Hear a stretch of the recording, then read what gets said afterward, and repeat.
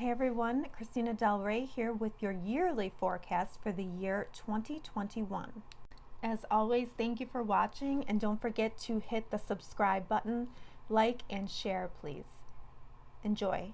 Hello Pisces. So this year, 2021, we have some major shifts going on. So Mars is finally going to come out of your third house and you're going to apply the lessons that you've learned there. So you've been learning about finances, you've been learning about self-esteem, values, and you're going to take those lessons and you're going to move them into the third house. And the third house is any kind of education or skills that you are learning. Also, it's communication, thoughts, and short distance travel. So there's something there that you're going to be shifting foundations in that area. So we went from this very fiery energy of Mars in Aries, and now we're going to Taurus. This has to do with more foundational. It's not as fiery. It's more slow moving, but you're going to figure out how the foundation of your thoughts and whatever skills you have. And this can also be siblings, cousins, neighbors, so maybe like extended family.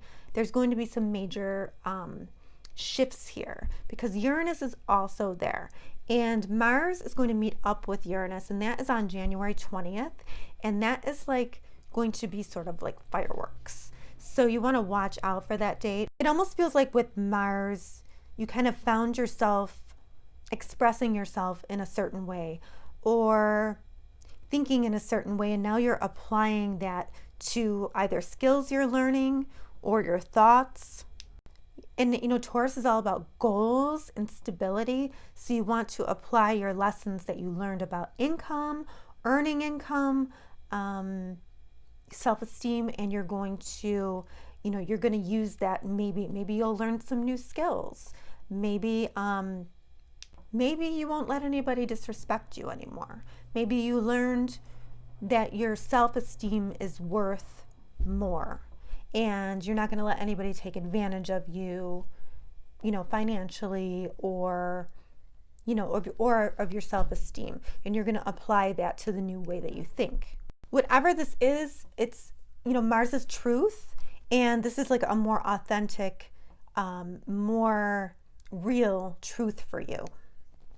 Uranus has been in your third house for a while now, and he's been, stirring up some issues in those areas I just spoke of, skills and siblings, cousins, neighbors, short distance travel, these types of things, your thoughts. And Uranus is going to square Saturn 3 times in 2021. It's a huge deal. Saturn right now is in your 12th house. So the 12th house of endings, the 12th house of karma, the 12th house of behind the scenes. So maybe you have been working behind the scenes on something. This is also relates to like institutions. So maybe you're working on something within an institution, but there's something here that wherever Saturn is, we have lessons to learn. So you've been working really hard. You've been following some rules behind the scenes. And this is so Uranus is trying to shake things up in one part of your chart. And in another part of the chart, Saturn's making you work hard. So when these two square, this is kind of the old versus the new, kind of going head to head. So Uranus is saying it wants freedom, so in thoughts, and Saturn saying, well, you have to follow the rules. So this is going to be an interesting energy here. It's going to have to do between the 12th house and the 3rd house. So it's going to say, I want freedom in my thoughts. I want freedom and a new way to deal with siblings, cousins, neighbors. I'm going to go learn these skills that I have to learn to better my life now. So Pisces, if there's a way to make money about something behind the scenes, it could even be like a YouTube channel, something. but integrating technology with something that, maybe is taboo and people don't talk about, or some, like there's something there. Like I said, it could be institutions, it could be anything having to relate to institutions, it could be karma, it could be endings, karmic endings. So there's something here that's saying, shake up your foundations, shake up your thoughts, and do something different here. Okay, so we know that we are going into the age of Aquarius, and Mercury is going to retrograde in air signs this year. So they were retrograding in the water signs last year. So this was really like maybe comfortable for you, but maybe not, maybe not the best for you, because kind of heavy energy. So this time it's going to retrograde in the air signs. So we're really reviewing ideas. We're reviewing equality. We're reviewing how, what things are worth to us. How do we value things or ideas? And for you, this is going to happen in your 12th house, so right where Saturn is. So you're going to be rethinking these issues of behind the scenes and karma and spirituality, connecting with spirit. And that's going to happen January 30th to February 20th in Aquarius. Then in May 29th to June 22nd, Gemini. And Gemini for you is 4th house. So we're back to the home area. So big things happening in the home for you, in the home area this year for you. And we'll talk a little bit about that when we talk about eclipses. And then the third Mercury retrograde in air signs is going to be in Libra, September 26th. And for you, that is the area, again, of this is finance, but it's also joint finances, or money that you get from the government, or money that you get from another source, like child support. So you're going to be reviewing that. And this is also like the area of trust and intimacy too. So, there might be, you might be reviewing that, do I trust people? How do I trust? Maybe I need to go to therapy because it's Mercury retrograde. So it might be a good time for that.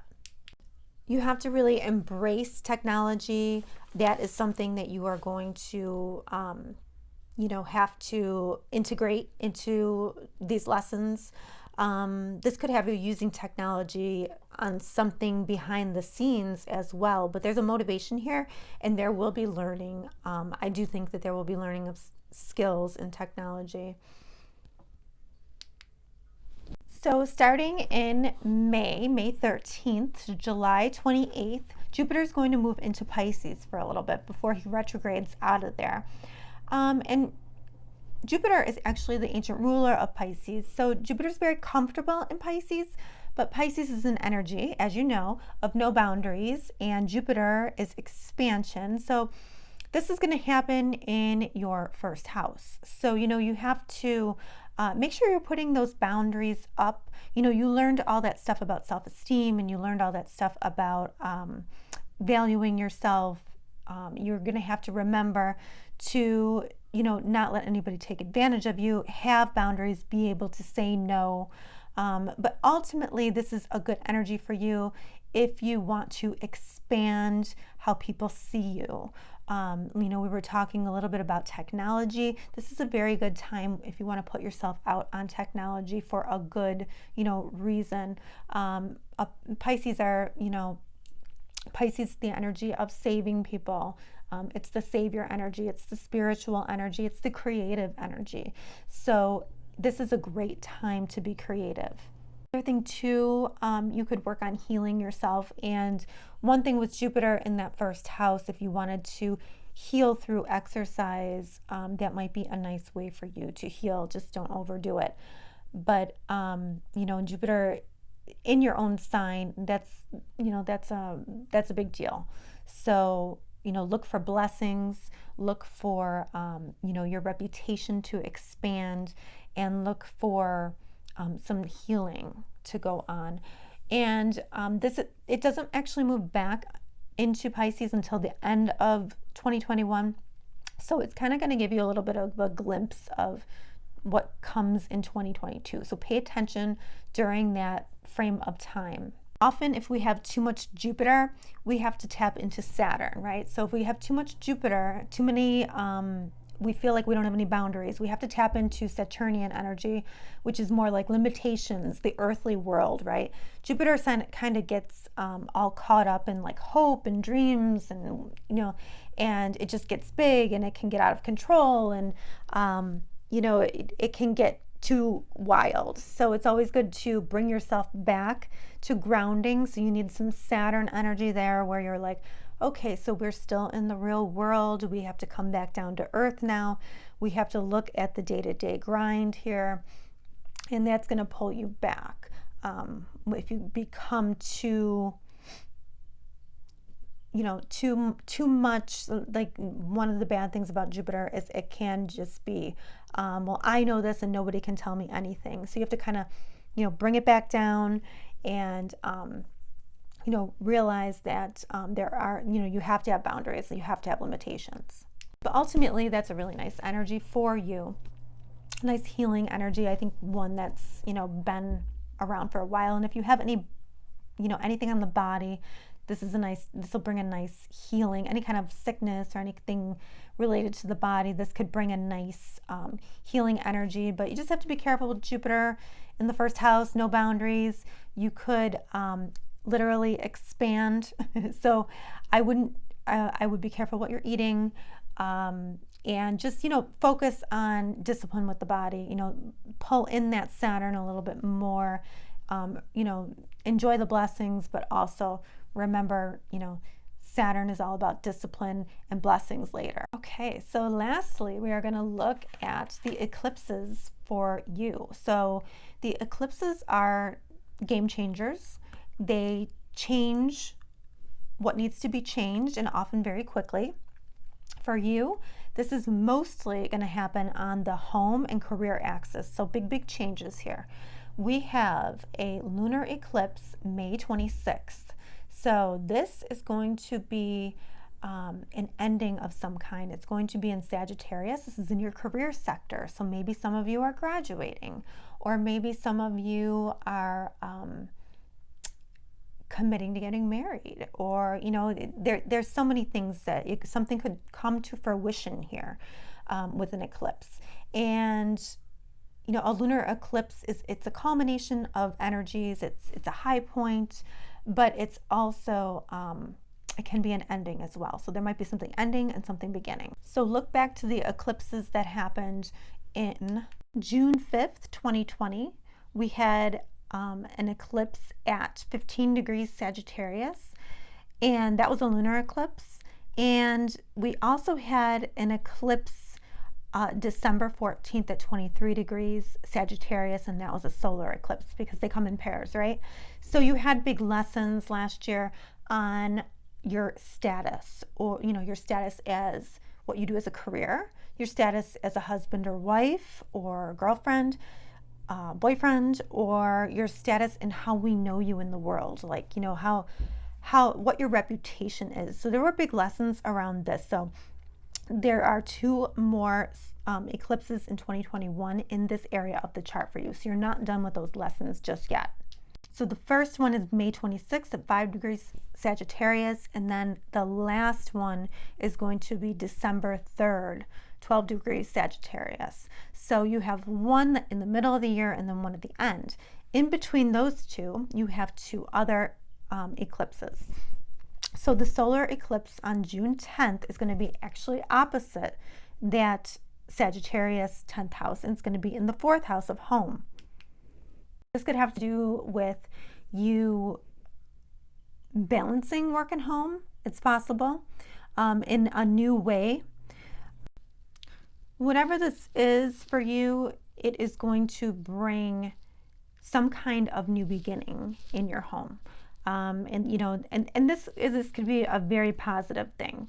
But there's, Mercury does retrograde in this area as well. And then you have an eclipse there. There's a lot of thought processes and, and there's stuff going on with your career. So this is a very important game-changing year for you in these two areas.